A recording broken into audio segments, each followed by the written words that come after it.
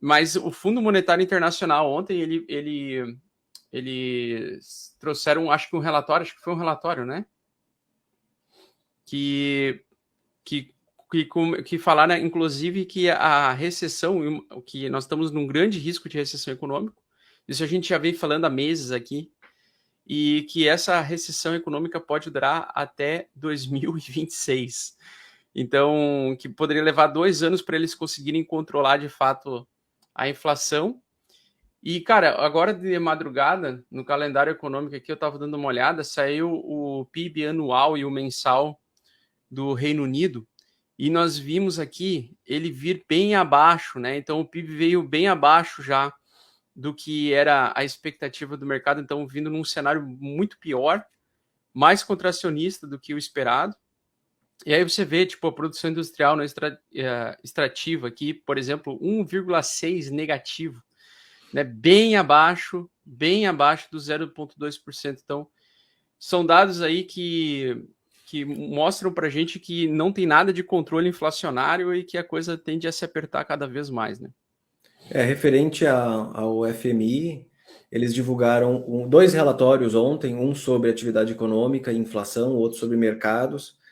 Para o Brasil, nós estamos na contramão do mundo, eu já falo isso há muito tempo, tanto em Sim. crescimento quanto em inflação. Nossa inflação está muito menor do que a grande maioria dos países do mundo. Para 2022, né?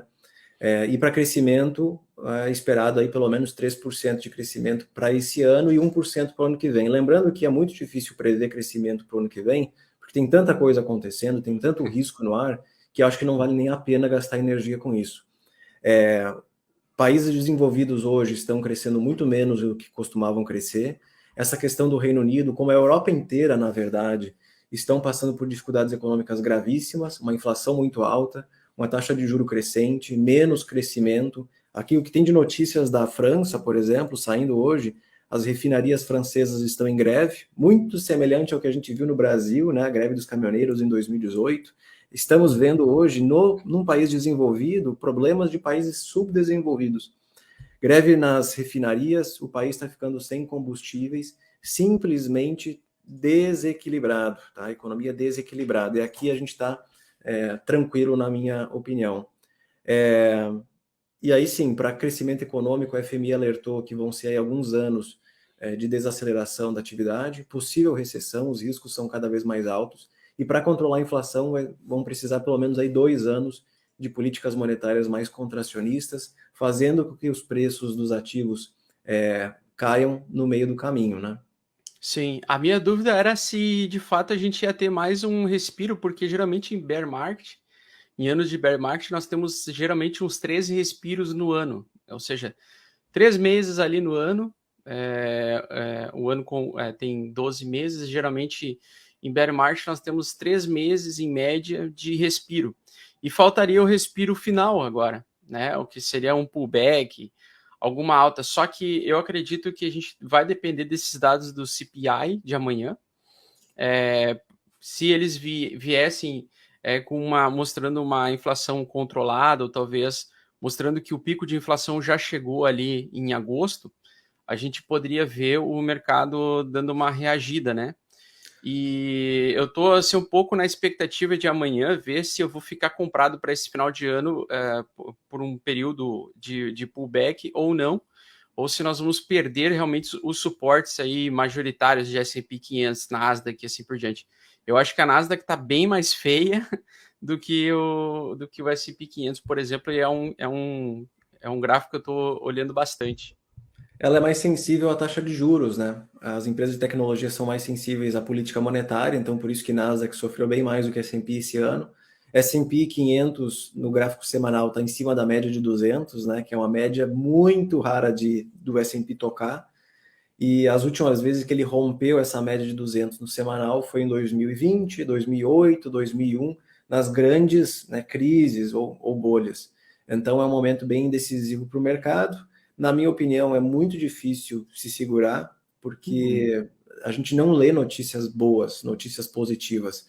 Até alguém me falou esses dias o seguinte: o consenso do mercado está tão para um lado, isso é, pessimismo, tem que vender, se não ter caixa, né? Enfim, Uhum. que, a princípio, nesses momentos, a melhor coisa a fazer é o contrário, é começar a comprar e se posicionar.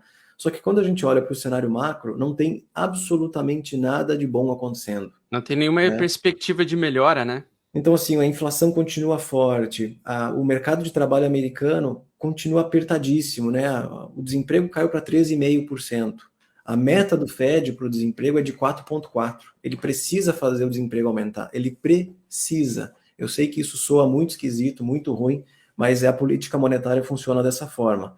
Você vai desacelerar a economia, desacelerar o mercado de trabalho, fazendo com que o desemprego aumente e os preços caiam. E a inflação salarial americana é outro problema, né?